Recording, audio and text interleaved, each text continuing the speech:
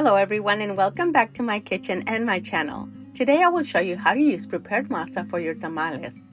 During the holiday season, you can easily find prepared masa in most grocery stores, especially those that carry Latin products. By adding a few simple ingredients, your tamales will always taste delicious. Let's start by preparing the filling first. I will be using rajas de chiles, which is a mix of red bell peppers, poblanos, and jalapeños to add some spiciness. First, I'm going to prepare the peppers by rubbing each one with a little bit of olive oil, or you can also use any other oil you prefer.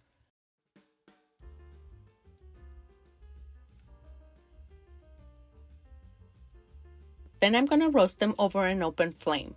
Since I don't have a gas stove, my portable burner is going to work just fine. It will take a little bit longer because I do have to do one at a time, but it will be well worth it. You can also roast them on a comal or in an air fryer, but if possible, I highly suggest roasting them over an open flame, since it does add much more flavor to the dish. As I'm done roasting each pepper, I'm going to place them in a plastic bag. This is going to help the peppers to sweat, and it's going to be much easier to remove the skin.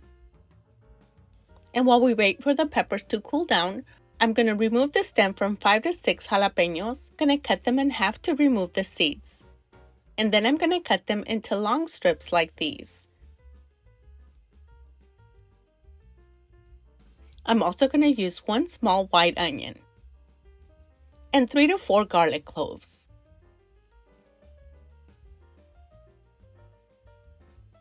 Once the roasted peppers have cooled down, remove them from the bag and use your hands to rub off the skin. Rubbing them with oil before roasting them makes it much easier to remove the skin. It can be a little bit messy, but after removing the skin, rinse your hands and rub each one again to remove any remaining skin. Avoid rinsing the pepper as it will reduce the roasted flavor. If you have sensitive hands, I highly recommend to use gloves when peeling the peppers. Next, I'm going to trim off the stem from each one of the peppers. Then we're going to cut them in half to scrape out the seeds.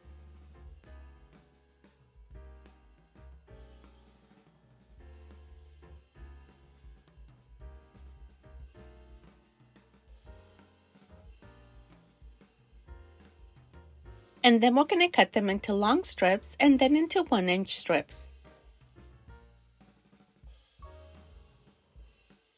Cut the remaining peppers in the same way, and then we're going to move on to the cheese.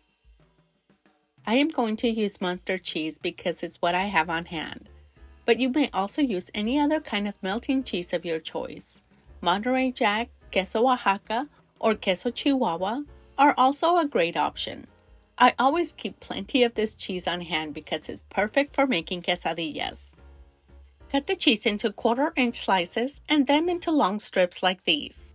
Now before we get started with the masa, we're going to soak the hojas. First, separate them and remove any residue on them. Then stack the hojas in a large bowl. Fill the bowl with hot boiling water and place a heavy object over the hojas to ensure that they're completely submerged in the water.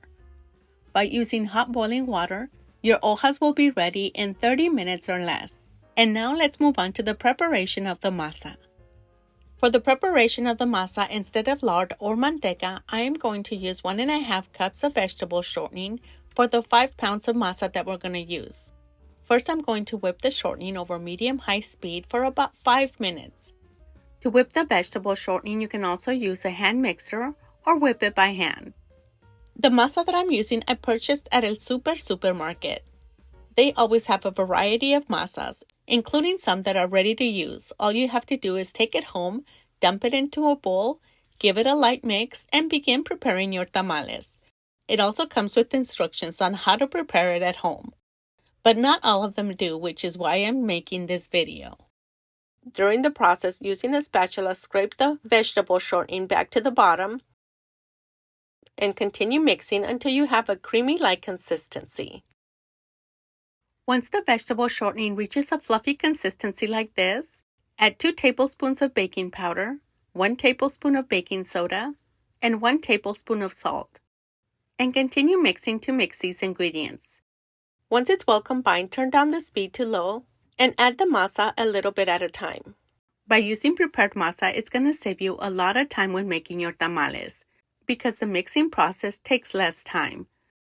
I only used half of the bag of the masa, which is about 5 pounds. Now to get the consistency that we're looking for, I'm also going to add a little bit of vegetable broth, a little bit at a time. You can also use chicken broth if you'd like. The total amount of vegetable broth that I used was about 1.5 cups. At this point, we're going to continue mixing until it reaches a fluffy consistency. And the best way to know if your masa is ready is by dropping a small amount of the masa into a glass with water. If the masa floats to the top, that means your masa is ready. Once it reaches this point, we're going to stop the mixing process and we're going to cover the masa with a clean kitchen towel while we prepare the filling for the tamales. In a medium pan, heat up 2 to 3 tablespoons of vegetable or olive oil to saute the garlic and the onion. Saute for about 1 to 2 minutes or until they become slightly fragrant and translucent. And before adding the jalapeños, season with black pepper and salt to your taste.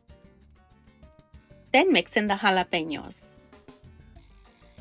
And cook for an additional 2 to 3 minutes or until they become a little bit pliable. To give it more flavor, I'm also going to use this seasoning mix with paprika, chili, and garlic powder. And then we're going to mix in the roasted peppers. You can also use regular filling like chicken, beef, or pork. Cook for an additional 5 minutes. And now let's prepare the tamales. Before you begin to prepare the tamales, remove the water from the hojas and place them in a strainer to soak off the excess water. If they're still too wet when preparing your tamales, pat them dry with a clean paper towel. And begin by adding a hefty spoonful of the masa and spread it over the smoother side of the hoja.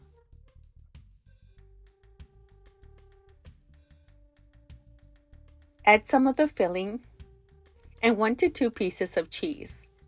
Fold in the flaps and then fold in the tip.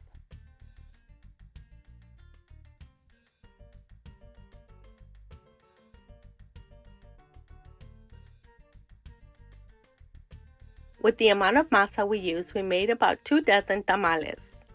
Depending on the size of your tamales, you can probably make more.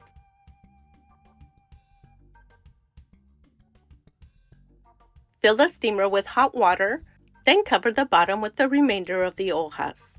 Since I'm out of the wax paper, I'm not going to wrap these, but I did tie a little bit of hoja on each of the tamales so they don't come apart. And begin by arranging the tamales in a stand-up position, starting on the outer edge and working your way in.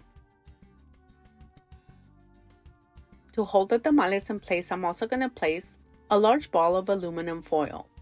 You can also use corn husks or a small bowl. And then we're going to cover the top of the tamales with more hojas. This is going to help to hold in the steam, not only to cook the tamales a little bit faster, but to make them nice and moist.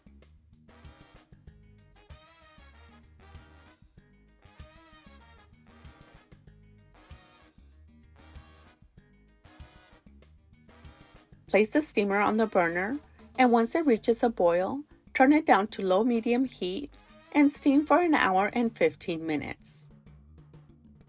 Once your tamales are ready, remove them from the pot and allow them to cool down for about 10 minutes. If you remove the husks right away, the masa is going to feel a little bit soft and it's going to give you the impression that they're not done yet.